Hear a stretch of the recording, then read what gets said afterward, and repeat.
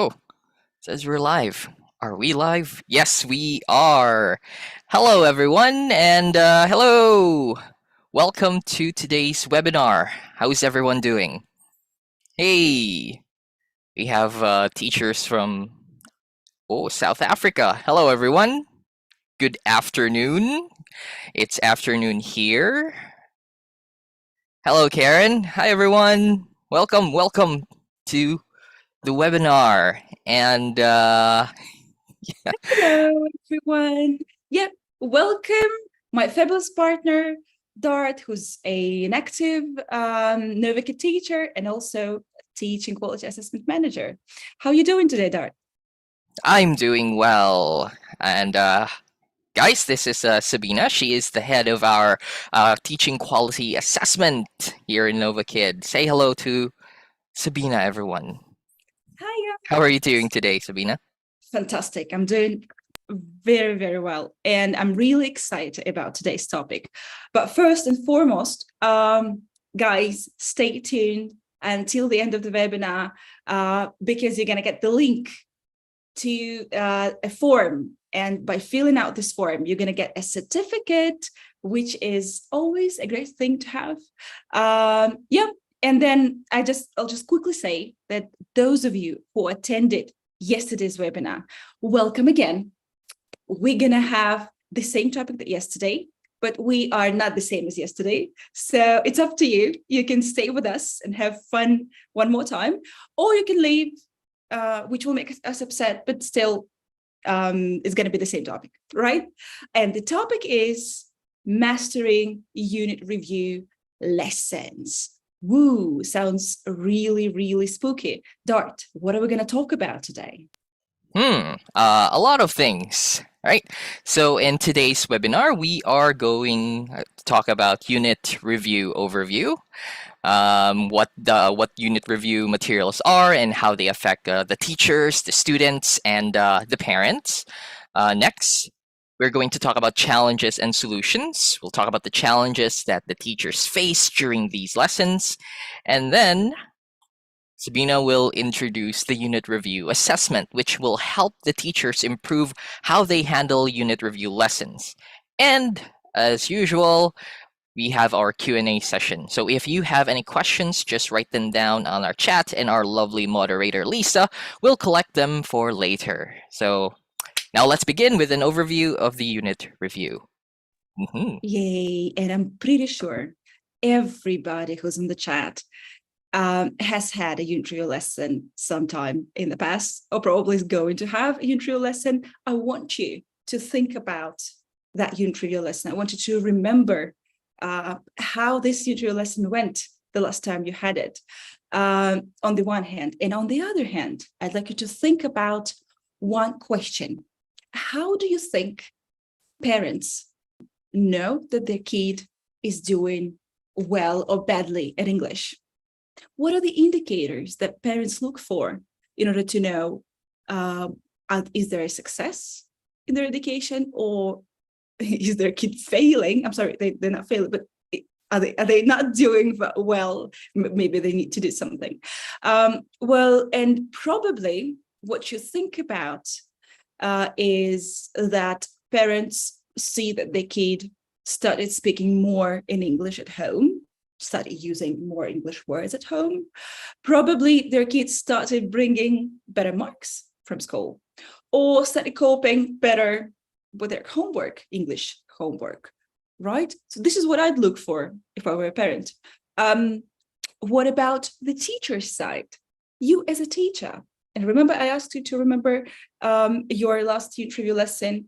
So what tells you that the kid is doing fine in general? Is it how smoothly they go through the lesson? Or is it how fast, quickly, or slowly they follow your instructions? Or is it the fact that they're having fun in your lessons? It's an interesting question. And Dart, what comes to your mind when you hear unit review lesson? Well, since unit review lessons, huh? Well, I would say that would be testing. Because unit review lessons are like the culmination of all the things that the teacher has taught, throughout the lessons, throughout the regular lessons. So, how about you guys? What comes to your mind when you hear unit review? Do you feel excited? Do you feel worried? Do you feel pressured? Do you feel bored? What do you guys think? What comes to your mind? Hmm? Oh, Leroy says challenge. A challenge. Is it for the teacher or for the student? Or both? Time to check, says Iris. Hmm. Someone says assessment. Hmm. Pressured. Wow. Hmm. What else? Hmm. Anything more positive? Maybe something like, oh, it's going to be fun, right? Unit review? Are unit review lessons fun? Hmm. How about you, Sabina? What do you think? Hmm. I actually see a lot of really nice and spot on answers in the chat. And I think the teachers get it really right. The unit review lesson is all about testing and assessing and evaluating the kids' knowledge. And actually, on the next slide, Dart, if you move to the next slide, there's a great comparison of unit review lessons and regular lessons. As I see from our chat and from the poll that was posted before, we got all experienced teachers here. You guys must have had your fair share of regular lessons as well as unit review lessons. So if you think about this comparison of the two lessons, are they really the same? Or there is some difference? And you probably already guessed that the main objective of unit review lesson is to test, assess, evaluate, and practice. As long as your student knows some material, you can help them practice, put that knowledge into practice, say some more things, challenge them a bit more, and it's really interesting experience. Regular lessons, on the other hand, are more about teaching new things, I'm sorry, learning new things. There's some amount of repetition involved, but not as much as unit review lessons. On the other hand, this leads us to the next point, which is about the material. And really, unit review material sometimes may seem repeated and repetitive. It's not the same material that you had in regular lessons, but it's the might be the same topic, the same vocabulary that you already met. And there's a fantastic opportunity for both you and your student to challenge further, repeat. And we know that practice and repetition leads to success. Good news for the unit review lesson lovers. If you do unit review lesson well, you get no homework. While there's some homework and some extra practice lessons involved in unit review lessons when you fail something, but we're going to talk about that a bit later. Stay tuned. But overall, if you do well, no homework. While after regular lessons, you usually get lots of home practice, which is great for teachers, but not so great for students. And the main difference, last but not least, difference between the two lessons are the competencies, also known as comps.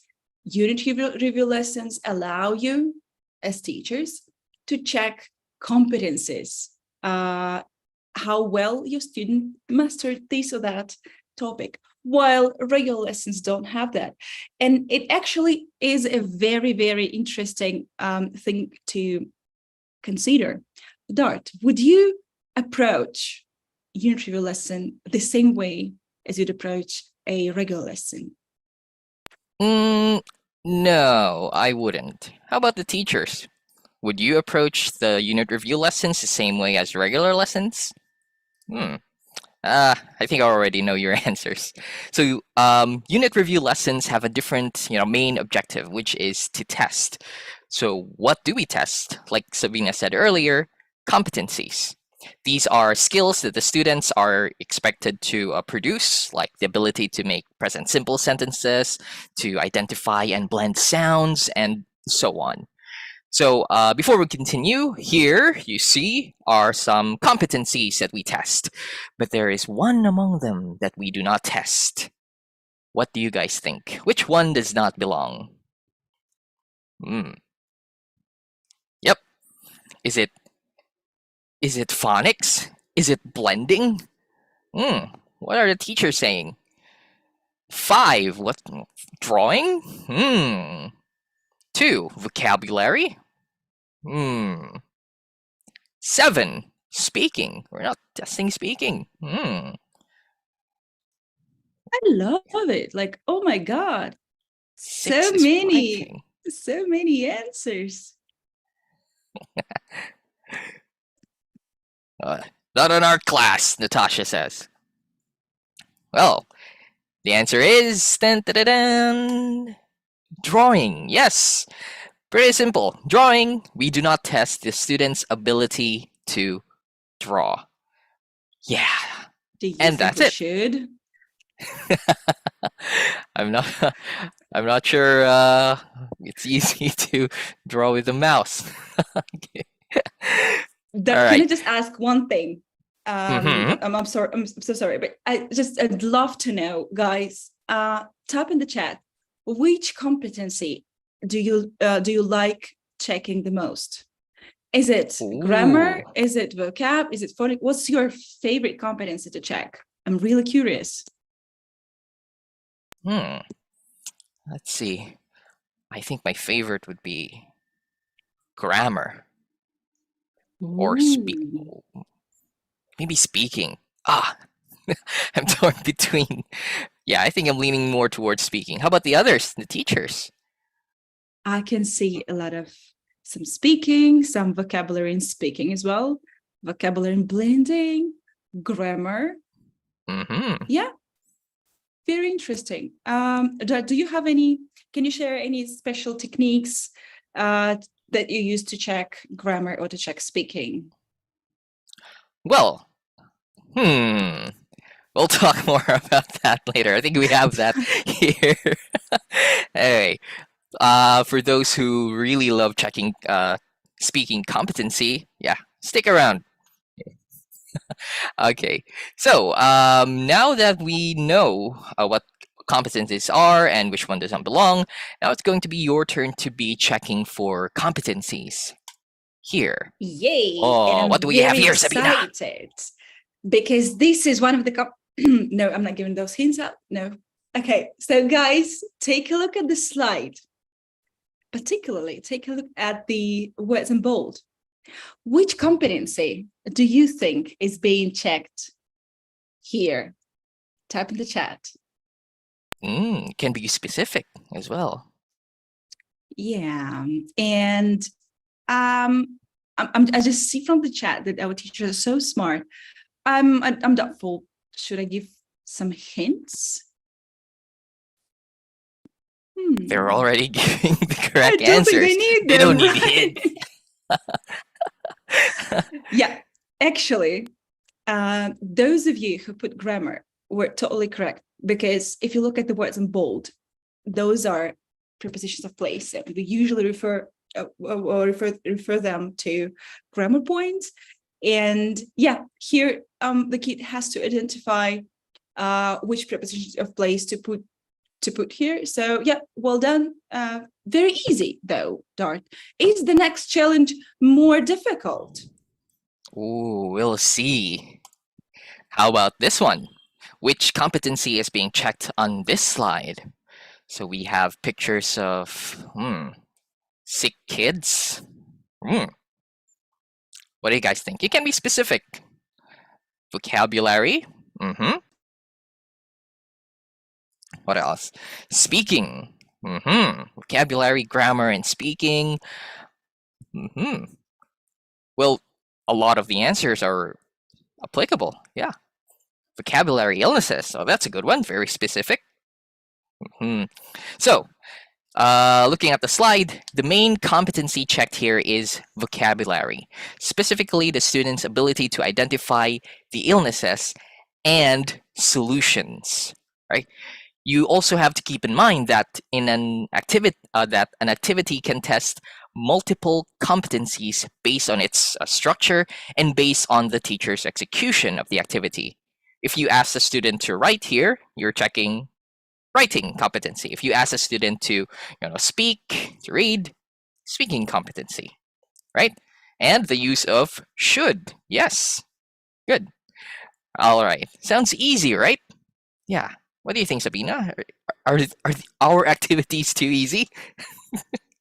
I just think that it's not about activity. It's about all those smart people who joined us today. And Oh. Greetings to you guys, and well done.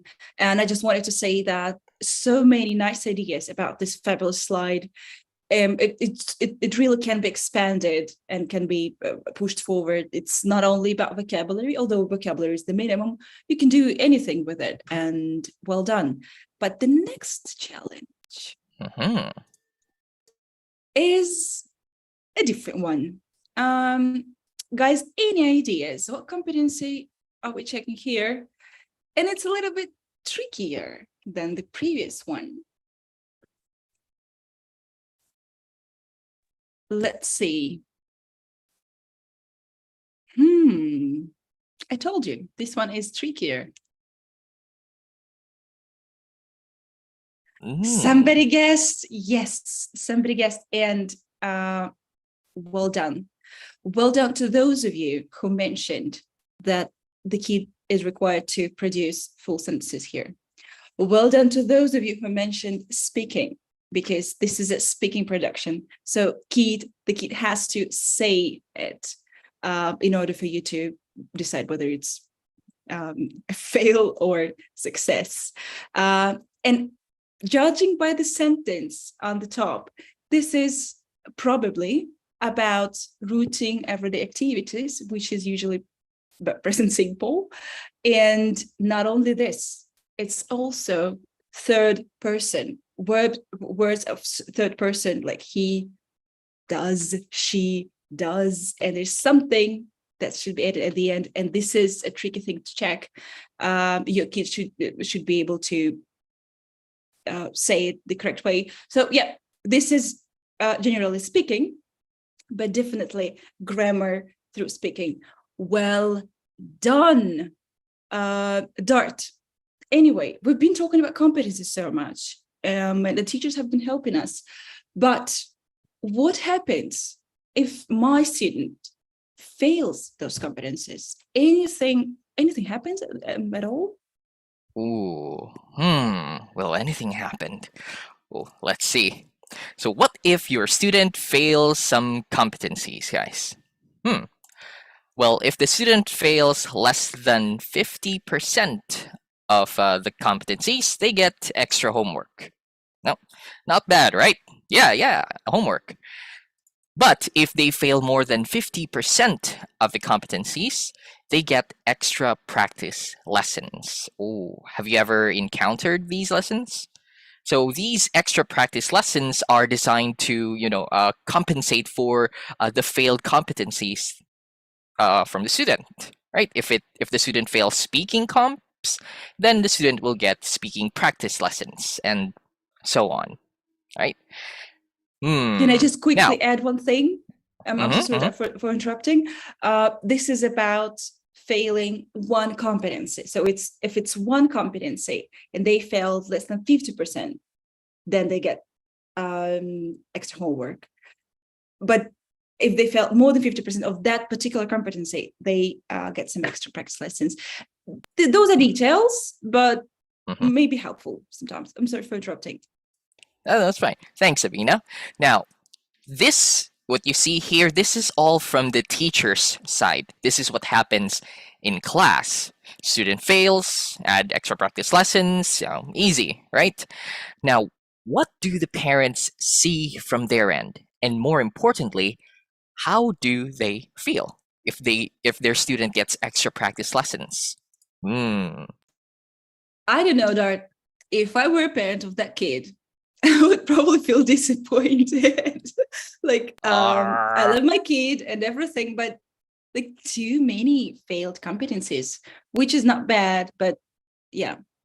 On the bright side, though, you can see that this is what parents usually say, and it's actually very comprehensive and very easy to understand. The green ones are the ones that kid is doing well with, and the red ones are the ones that kid is not doing well. And yeah, it's actually very easy to get and understand, right? I don't know, if we think about those aspects as parents, I see a lot of like good things about being a parent of somebody who studies at Novakid. But what happens if we think about the teacher side, and we think about what teachers have to come across when they get to teach a unit review lesson?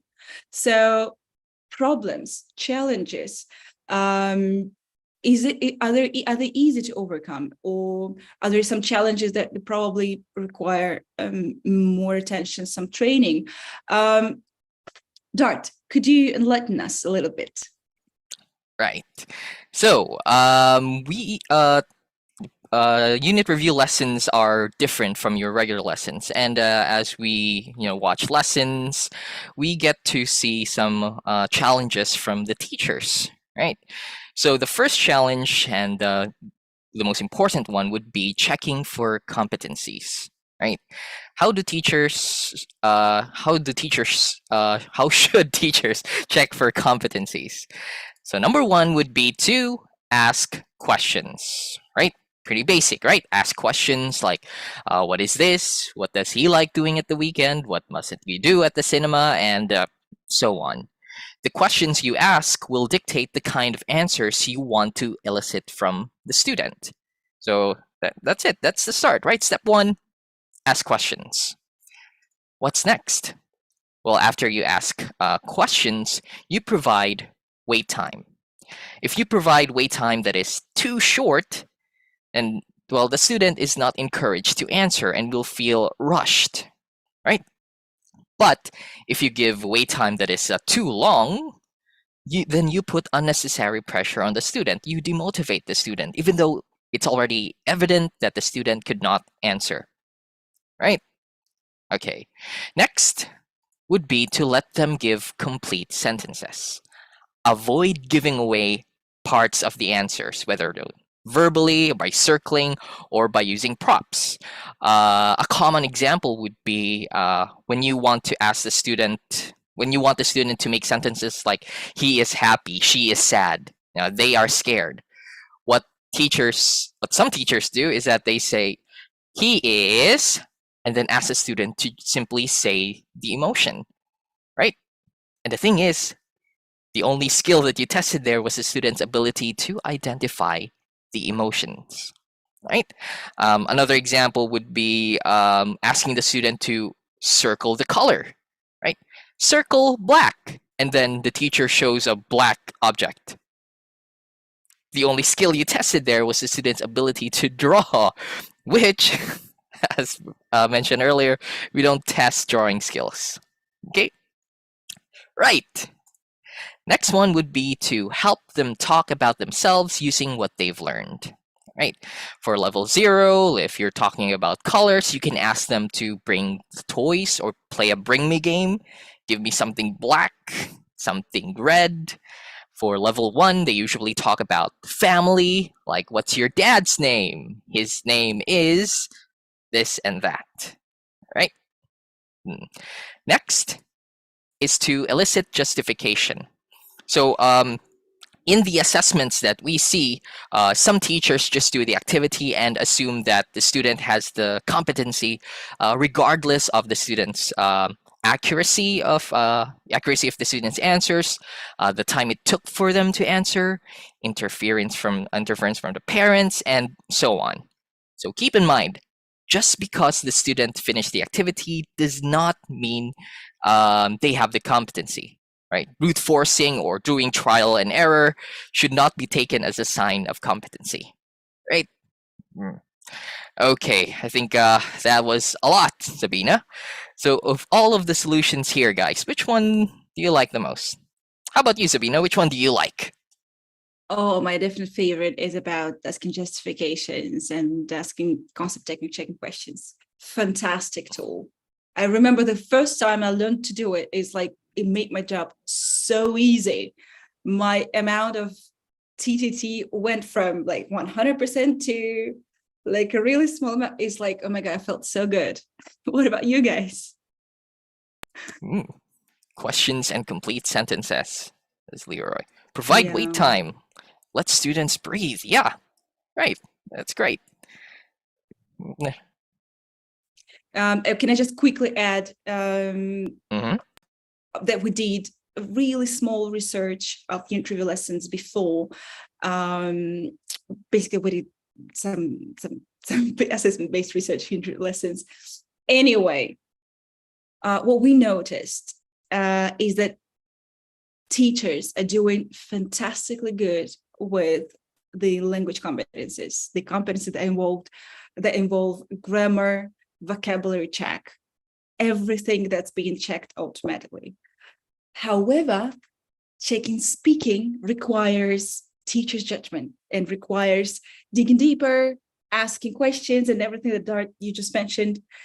That's why checking speaking seems to be a bit more trickier for our teachers than checking any other competency. Interesting, right? Mm-hmm. All right. So, yep, that's the biggest challenge, checking for competency. What's our next challenge? Mm. And next challenge is pretty annoying. I know that because it wouldn't know anyone. Guys, I just want you for a second to remember the last time you took a test or an exam, anything. How did you feel? I'm pretty sure that the right answer would be stressed, pressured, and everything connected with that negative connotation. And probably you've had some tests, some exam failed, not because you didn't know the material, but because you didn't get the instruction right. You didn't understand what was expected from you. And that was really that's like really sucks. I'm sorry, but it does. And the same thing happens sometimes at some slides to our kids. Students sometimes fail competencies not because they don't know them, but just because they are very active, they click everywhere. They just fail things by mistake. So what can we do with this? Seems like we have no solution, but we do. First and foremost, even before that one, talk to your students and explain them that unit review lesson is important, why unit review lesson is important, and what's expected from them. Explain that their parents would be happy if they take unit review lesson seriously, and this unit review lesson would help them demonstrate their knowledge to their parents and to themselves. Talking to your kid is always a good idea. The next thing is already on the slide. You probably know already those slides, those problematic slides that usually kind of have a lot of like problems with students. So anticipating those slides before going to that slide, give your student a clear instruction, make sure they understood what they were expected to do on the next slide, and only then proceed to the next slide. I'm sure this will help you avoid a lot of confusion and the mistakes and everything. And last but not least, I'm sure some of you are aware already.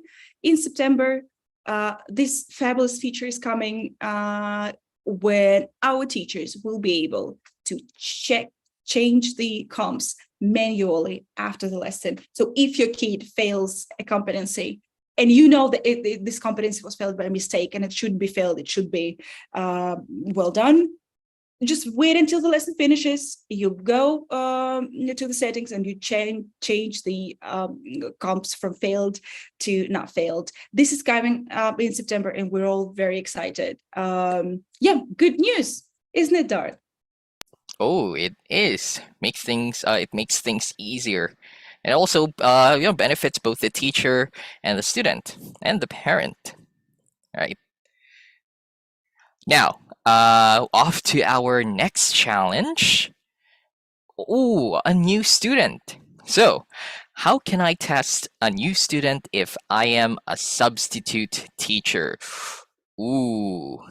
Hmm. Okay. What can we do? Number one would be to, of course, read the feedback from the previous teacher. So the previous feedback should contain the things that the student can and can't do, things that the student needs to improve, and so on. This will allow the teacher to allocate, the class time on testing the skills that actually need improvement. Right? Now, of course, as you finish the class, next solution would be to leave a feedback for the next teacher. I mean, it could still be you, right? You could be still the next teacher, but with a well-written feedback, you'll immediately know what to do next, right? And the third one would be, do not assume, test instead. So do not assume any existing skills based on the level, since you don't know the student. Avoid skipping tests. So you need that hard evidence that the student can in fact make sentences, can in fact read independently, and so on, right? I know being a substitute teacher can be jarring at times. Since you start from scratch, you don't know the student. You still need to get to know the student. We even refer to them as lost student or aliens. But look on the bright side. Number one, you got booked, and number two, you can probably steal this student away from their regular teacher, right? So good job. You now have a new regular student. If you perform better, if you write better feedback than the previous teacher, yeah, you could probably steal that. All right. So, what do you guys think? Does teaching a new student sound more enticing? Hmm? or is it still challenging? How about you, Sabina? What do you think? I think You're it's going to get more fabulous. students. Yeah, getting a new opportunity to get a new student, and then we're trying to establish a rapport with that student. I think it sounds fantastic. Yeah, I don't know, guys. Quickly type at the chat. What do you think about teaching and preview lessons with new students? Do you think it's challenging? Or maybe you think it's exciting and interesting, or maybe you think it's like really dull and extremely stressful. What do you think? Oh, somebody says it's a challenge. It's definitely a challenge. What? Oh, interesting. Okay. All right. Interesting answers, guys. Now, off to our next challenge. Yeah, and next challenge kind of smoothly appears from the previous challenges. As we already mentioned, that interview lesson material is a repetition of everything we've learned during the unit. What should we do if we realize that our student doesn't know or doesn't remember what we learned? Should we go back and dig deeper and explain everything to them from the beginning and this like great revision of the material? Or should we just go forward, ignore, and just hope that next time in the future, some other lessons will allow us to repeat the same material? So what should we do? And probably the best solution would be to find a balance between these two. Do a brief revision of the failed topic, ask concept checking questions to make sure the student really got some of it, and then move on. You wouldn't want to not finish your review lesson, right? Stop somewhere in the middle. On the other hand, you wouldn't want to finish your review lesson with all the competencies failed. This is not fair. So it always depends on a particular student. It always depends on the material, but it's you who can find this real nice balance between those two things. And by the way, keeping with the topic, Dart, unit review material does seem a bit boring. Is there anything we can do about it? Yes, we can. Yes, we have. We can do something about it. It can feel or look boring sometimes, but we have solutions. Number one would be to be creative, right? So one advantage of having a somewhat boring material is that you get more room to be creative, right? You're not, bound to just do what the material tells you to. You can create your own activities and make your own tests as long as the objectives are met, right? You want to check if your student can identify colors, and the slide with the repetitive, colored splats are boring. You can do a bring me game instead, right? You can also use props or teaching aids, right? Number two is to adapt the material to your students' needs. The student's mouse is not working or struggling to use the mouse or the trackpad. Let's turn this matching activity into an identification activity. That way the student won't have to, struggle around. The student needs a quick review of which pronouns to use before making sentences. Okay, let's pause for a minute and focus first on the pronouns, right? You can make adjustments during, well, in any lesson anyway, but here these adjustments are more important, right? Number three, do new activities. Add items, right? Expand the activity. Use the blank slide on the material, right? It exists. So you can jump there and be creative. Number four is to keep in mind that the ability to repeat is not a sign of comprehension, right? Just because that the student was able to repeat the correct answer doesn't mean that the student can make sentences, right? So here are the solutions to a boring material. Remember, as long as the objectives are met, you can make tests fun and interesting. What do you guys think? Oh, Natasha says she becomes the characters. Ooh, that's awesome. Yeah, it can make it interesting. How about the others? Hmm. Pause and explain. Yep. All right. So I think that's it for how to deal with the unit review materials being boring and repetitive. Next one, we have our do's and don'ts. And next one is actually a real precious. It's actually a summary of all the useful recommendations and things that we gathered and brainstormed for you guys. Take a screenshot, take your mobile phone and take a picture. So this guide stays with you. I want to say forever, for as long as you want it to stay with you. These are do's and don'ts that we kind of gathered for you, and which are kind of summary of everything we discussed. As we mentioned, we as teachers have many difficulties and many problems when teaching unit review lessons. However, it's all about us constantly looking for solution. By the way, among the do's, Dart, which is your favorite do? My favorite do would be to ask follow-up questions. Oh, that's one I like, because you can expand, you can make the student talk more, and you can make things interesting.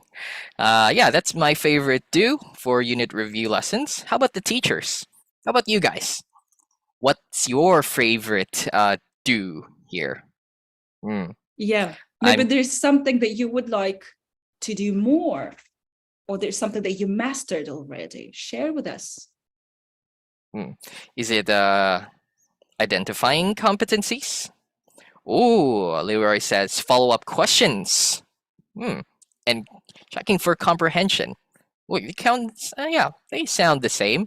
Follow-up questions expand and makes use of the students' experiences, to make the target language more relatable. Check for comprehension. Color games. Yes, checking for comprehension more. Okay, I think they like checking for comprehension. How about you, Sabina? My two personal favorites are definitely the ones that help me anticipate all the problems and do everything smoothly. And it's, first of all, identify the competency beforehand and do the instructions clear and shortly. So everything that I'm going to do next is smooth and easy and fabulous. I just like to be prepared, Dart. I'm sorry. I like to be prepared. I like to anticipate all the things in advance. So these are my two favorites. Right. So once again, guys, take screenshot, make picture, keep this thing, this fabulous guide with you, and maybe refer to it sometime in the future. And let me just quickly remind before we go to our next, the last and the most interesting topic of today. Let me just quickly remind you that if you stay with us till the end, you're going to get a form to complete. And if you complete this form, you'll get a fabulous certificate of participation. And who among us doesn't like certificates? I like certificates. Dart, do you like certificates? Oh, yes. You The have more your the little merrier. folder to keep all their certificates. All right. So, well, after all the things that we have discussed, it seems like unit review lessons seemed a bit more challenging than we thought, right?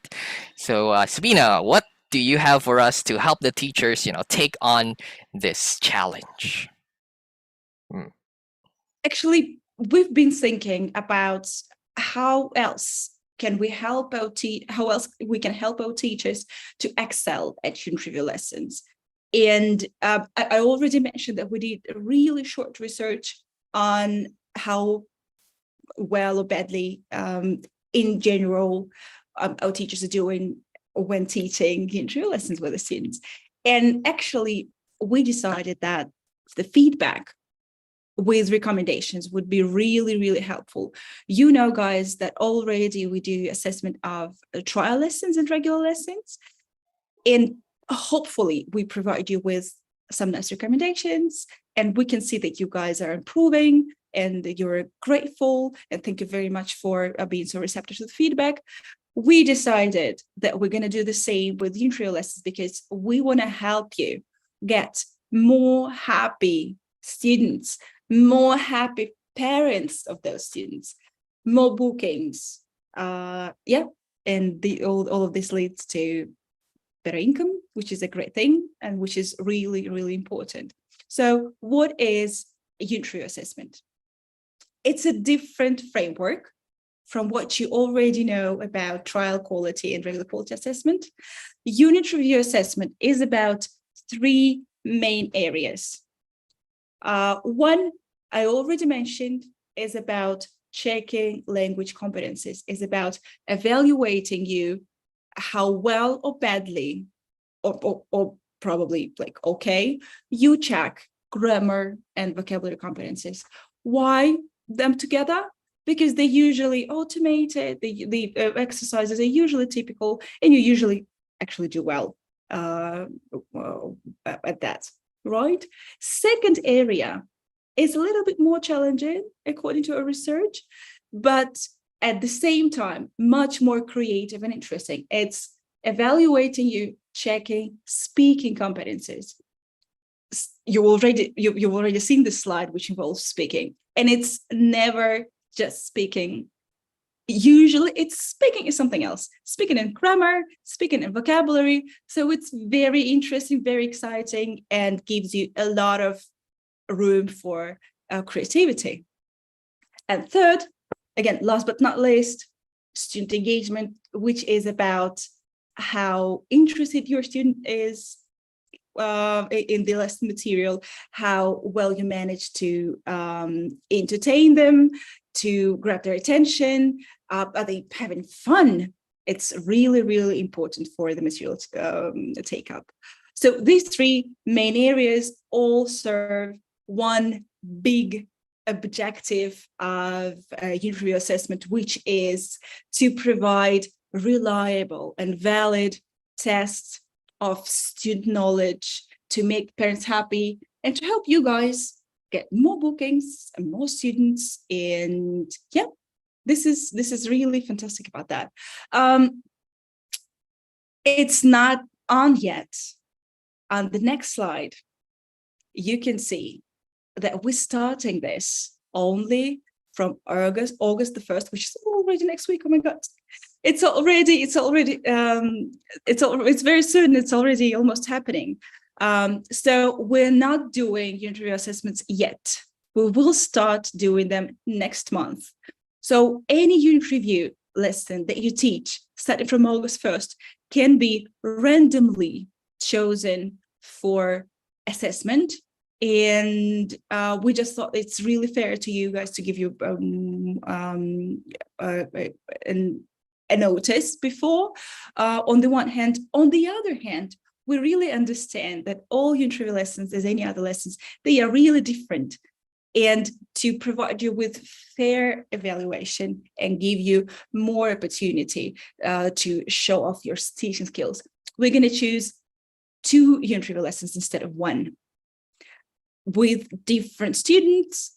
So you get a chance to show off, demonstrate everything you can, and actually make this unit review assessment and recommendations that come with the assessment more useful and more helpful.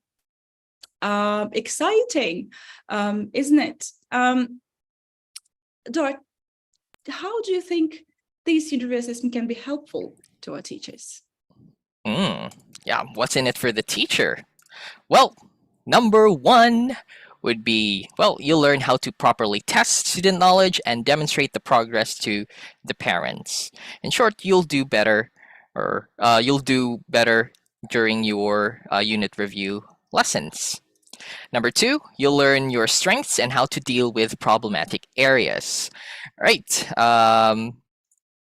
Number 3, you'll gain the parents' trust. If the parents see that their students' progress is justified, they see the feedback and it matches with what the parents see outside the classroom, well, they'll of course think that you know what you're doing, and most likely they'll trust you and they'll book classes with you.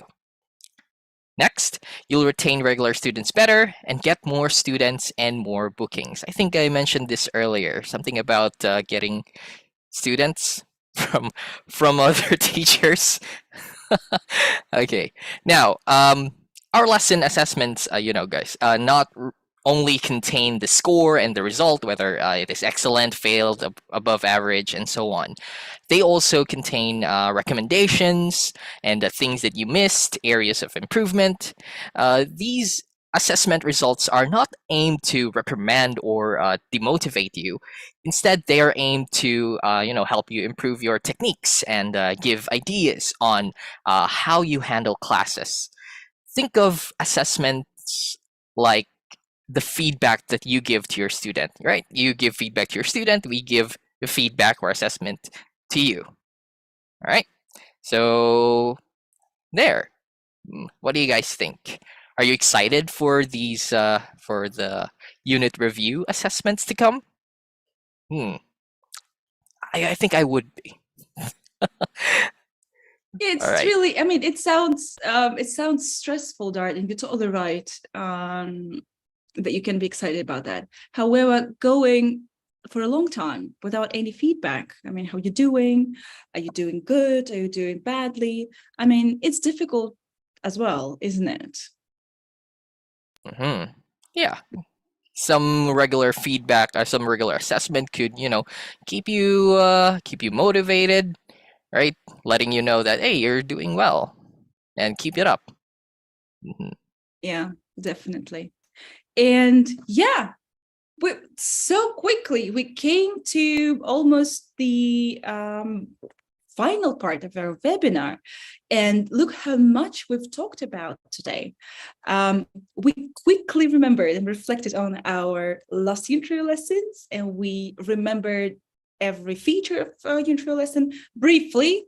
There's definitely more details to it, but at least we hope that it helped you freshen up your knowledge about your interview lessons. Then hopefully our overview of problems and challenges for teachers were useful, and some of the solutions you can take from the presentation and use like tomorrow, today in your lessons.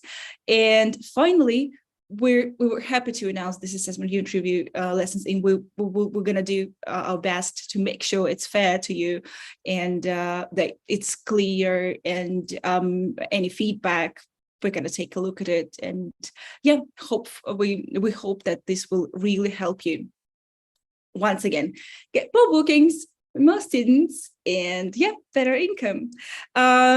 So shall we go to our Q&A sessions? And I see some really interesting questions. That would you like to start from the first one, or you prefer me to refer to the first question? Yeah, let's start. So we have Stephen, who asked, if we have to prompt to get full sentences, would that be a justification to fail the competency? Good question. That depends on what kind of prompt are you do you need to give. Like, is it a prompt to, like TPR to give full sentences, or the prompt to, give away parts of the answers? If it's just a prompt to, answer in complete sentences because maybe students can get excited and they just give one word answers, that's fine. Competency is good. But if you have to give away the answers or give obvious hints, no, that would be a failed competency, right? So the bottom line is the student needs to give complete answers on his or her own, right? Can I just quickly say, yeah, I'm sorry for interrupting. I was so actually inspired by this question. Thank you very much, Stephen, for this question. And as a teacher, I can totally relate. I mean, sometimes you just want straight answers to simple questions. Like, this is a simple question, give me a straight answer. But unfortunately, I don't know why, but the teacher's job, like teaching, doesn't give you straight answers. It just, there is no straight answer, because a lot of things are involved. Many things depend on who's your student, what's your material, what's your lesson objective, what's this slide objective. Like, there's a lot of things you have to consider before making a decision. So yeah, I'm sorry, probably our recommendation was too general, but it's just it can't be specific. It's just different every time. Sorry, this is my reflection. Sorry for interrupting you, Tart. It's fine. We can go to the next question. What's our next question, Sabina? Yes, and the next question is very interesting. Came from Tanya. I hope I'm saying correctly the name. Why would you get a new student at the extra practice lesson? Should the student not be practicing with their original teacher? And this is very logical and very good question as well. If I could do it, I would make all original teachers teach all the interview lessons, but we all know that it's not really possible. I mean, teachers get assigned for different reasons, maybe because of the student, maybe because they couldn't book the regular teacher, or maybe because the regular teacher just couldn't be there. There are really a lot of reasons to it, but I don't think it's really productive, practical to think about this. I think what you should do is focus on this particular student, take some of our recommendations probably to help the student get through intro lesson successfully, and yeah, probably the student will become your regular student, as Dart mentioned several times, and I totally agree with. Awesome. All right. How about our next question? So Erica says, I have a student that remembers the body parts before the class ends. Come the next meeting, he forgets again. how do we deal with this situation? Oof. Well, yeah, that happens. Okay. Uh, the thing about this is that during the regular lessons, you can keep, reviewing that until you reach the unit review. But during the unit review, if you have to give prompts, the legit prompts that I was talking about earlier, so that the student can answer, then the student fails the competency, right? It's just that for regular lessons, it's fine. You can, keep reviewing that, but unit review lessons are different. Mhm. Hope that answers your question. Yeah, can I just say that it's really difficult for kids to forget everything. Like the minute they leave the classroom, they just forget. And we just have to deal with it. I mean, just deal with it. It's just like that. Not for that kid that you probably have in mind, but for everybody, like every kid. I don't know, guys. And actually, I've got a next question, and it came from Hellcat. Once again, I'm sorry if I'm pronouncing wrongly. She or he asks, please give pointers on how to get authentic assessment when a helicopter parent is around, which is annoying very much. Like, oh my God, why wouldn't you leave your kid alone? I'm sorry.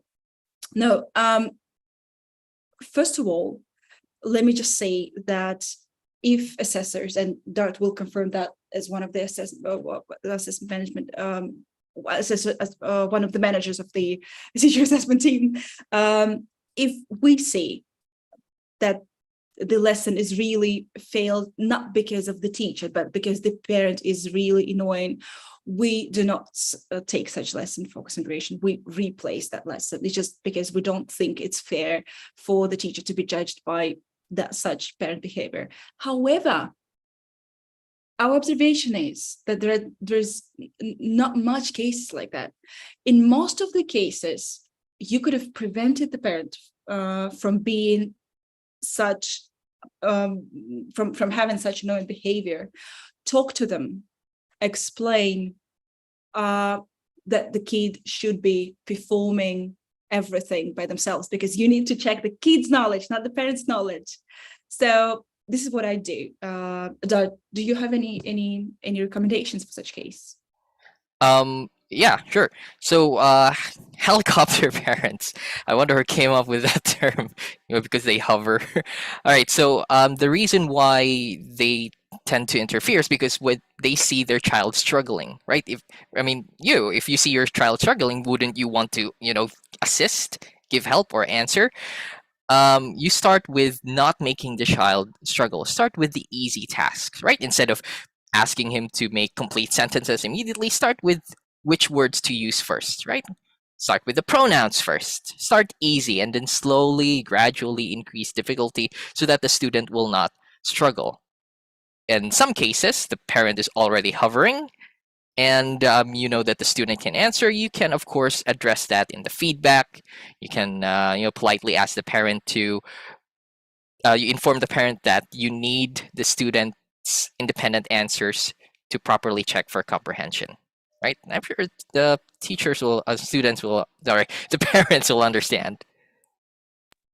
Yeah, very helpful recommendations. Hopefully, guys, Helkit, the one who asked the question, hopefully you can take them on board and use them in the future and avoid such situations.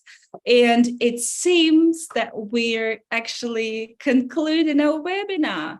Thank you very much, Woo! everybody, for being here with us. Let me just quickly say before you disconnect that in the chat box, fill in the form that just it's about to come there to get your fabulous certificate of participation. And we already established that we love certificates here. We're certificates lovers. More certificates, the merrier, right? So don't worry if you didn't get your question answered. In the post-webinar letter on Monday, wait for it, we're gonna address as many questions as possible. And also on our teacher portal, there is a detailed description of interview assessment with all the criteria and scores and points and everything. We're also going to provide the link, but if you're a Master of Teacher portal. Just go ahead and look for it and find it. And yeah, thank you very much for being today with us. Thank you, Doug, for being a fantastic and fabulous partner.